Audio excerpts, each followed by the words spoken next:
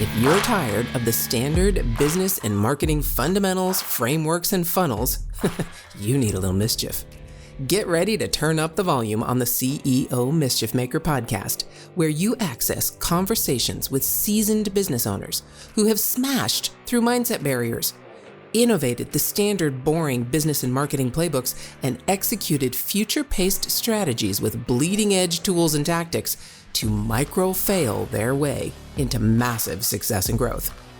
We are Mindset Impact Strategic Catalysts helping innovative entrepreneurs focus. We are CEO Mischief Makers. Ready to make a little mischief?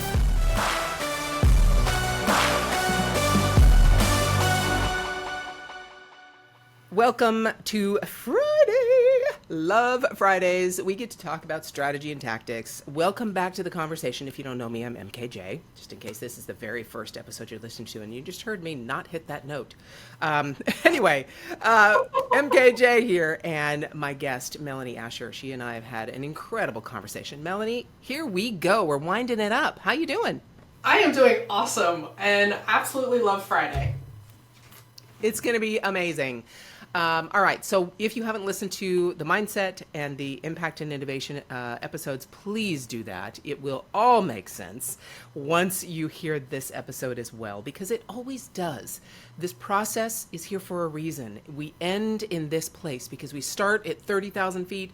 In the middle, we're at about 10,000 feet, and now we are in the weeds, baby. We are down at ground level, doing as many things as we can to implement the things we talked about in the other episodes. So, Melanie, you have shared so much incredible wisdom over the last two episodes. Now, let's take that whole fractional CMO idea, the innovation with bringing the psychology into the process and making sure the company has a mission moving forward that is completely cohesive throughout the organization. Now, how do we take that and we actually implement it into a strategy and using tactics that will actually move the business forward and provide results? So any of the things we've talked about, I know it's a lot, but any of the things we talked about, is there a particular one that you'd like to kind of tackle and talk about the strategy and tactics that are required to create some success? Yes, I would absolutely love that. I want to bring up something that we said right before we hit record today. You and I both have a similar skill set in that we can do strategy and we can do tactic. I know personally, I have straight up been called a unicorn. I've been called an anomaly. I think I have a quote on my site that says something to the effect of, and this is something I hear regularly from my clients, is you have a rare talent. You can fly high with the eagles, do the complete strategy, see the vision, and at the same time, you can dive into the weeds and get stuff done. And so that is an unusual skill set. And when it comes for companies to hire or work with somebody in marketing, you have to realize this is an anomaly. Not every marketing person can do this. Usually they will do something really, really well. And then everything else, either they don't have the slightest clue or they make it up as they go, and the results will show it. As far as tactics, what I have noticed is when you have the mindset that marketing is only a tactic. For example, advertising. Everybody wants to advertise online, whether it be LinkedIn, Google, Facebook, Instagram, TikTok, whatever your platform of choice is. They get so focused on that tactic and expect the tactic to deliver strategic company-wide results when it doesn't. If you're running ads, it's not just about paying the platform to run the ad. It's about, you have to have the right copy in a way that attracts the right prospective client. You have to have your site set up correctly. It has to be optimized. The landing page has to be optimized. The conversion aspect of it needs to be optimized. Then, by the way, that landing page needs to be connected to your CRM. Because if it's not connected to your CRM, you're never going to know who's there, and you're never going to be able to follow up with them. Then beyond that, it's how do you follow up with those people? Does your sales team get the appropriate notifications and the appropriate information to be able to follow up with them? And if the answer to any of that is no, then you're wasting money. Don't run ads. Exactly. I can't tell you how many clients have come to me and in their utter state of frustration, we have spent $10,000 a month on ads for the last 6 months or however many months to get 0 return. Yep. Okay, well, this is the very first thing that I'm going to look at. And I guarantee you, in 97% of the cases, there is at least one major flaw in that process that I just walked through. In 97% of the cases. Yes. Yes. So yes. And now you see why we end in tactics instead of start there. Because we can now climb that ladder back the other direction. So you start with advertising. If you don't have your copyright, if you don't have that aligned with your website, if you don't have that aligned with your landing pages and your sales scripts and all those things, the only way you can do that is to start at the 30,000 foot level and say, who are we as a company? What do we stand for? What do we stand against? And what is our point of view in this world? And what mission are we trying to accomplish? And what community do we want to follow us on that mission? Exactly. And that, if you have that, then you can come down to how are we unique in that? What do we bring as a company, as a founder, as a team to that mission and community and what we stand for and stand against? And now how are we going to actually put ourselves in this vehicle and drive it down the street so that we bring more people into it with us? That all of it has to go that direction. You can't start with advertising. You can't start with a chat bot. You can't start with any copy on your website. You can't start with any of the tactics that you might be using in marketing. I don't care what you measure. You won't know what to measure unless you've got all those other things figured out, because it won't be important to you. You won't know what's important to you to measure. Likes and comments and all those vanities, great. But that's not going to get you, that's not the measurement you need to fulfill the mission that you have. You can tell I'm absolutely passionate about this. Please, if you haven't heard, I'm talking a little loudly. I'm sorry. I'm giving your ears a rest. But yes, this is it. Please don't start with tactics. Start with the vision first and then go to tactics. So, I'm sorry. I'm going to actually bring them down a little bit more, because if you start with the vision, then they tend to get stuck in the vision and apply the vision to tactics. And I'm like, nope, that's not how that works either. No. Got to come down a few more levels. That's right. It is a few more levels, and that's exactly it. And so let's come, because we've talked a lot about the mindset. That's how I incorporate mindset. I really look at the mindset as, how am I looking at the world? Yeah. And every founder, every company, every team needs to do that. Because if in this day and age, with the native digitals that we are facing coming up, they don't care about your company mission statement. Nope. That means nothing to them. Most people, the mission statement comes and goes, and it's just a thing they have to do. Yeah. They care really about what your company embodies, how they look at the world, how your company looks at the world, and what is bigger than your company that you're actually supporting. If you don't have that, you're not going to survive the next 10, 15 years, let alone 3. So you brought up a great point there when you mentioned mission. I actually was not going down that rabbit hole, but we can bring that into the strategy versus tactics. Yeah, let's go, man. Because everybody has an opinion on vision, mission, and blah, blah, blah, blah, blah. And here, the way that I approach it is from a vision perspective, a visionary perspective. If you, your company, your brand were to change the world as a result of your work, put yourself out of business, that is your vision. Yeah. That's Your the movement. mission. Yeah. Yeah. Your mission is how you do that.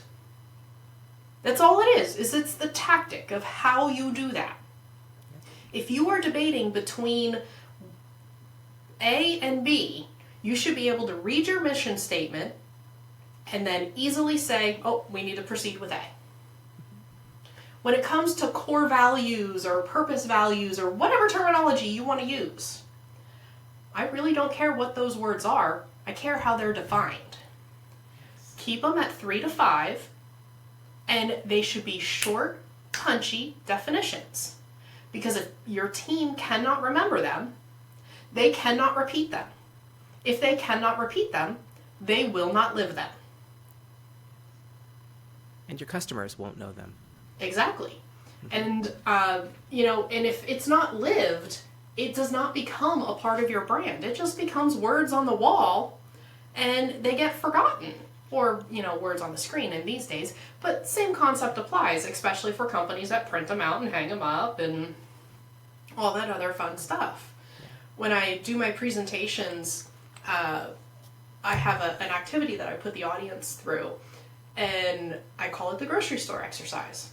So I will ask them, I want you to tell me, we're going to get in the groups, and I want you to identify the last items that you bought. I'm going to give you a grocery list, and you're going to talk amongst your group about what brands you bought.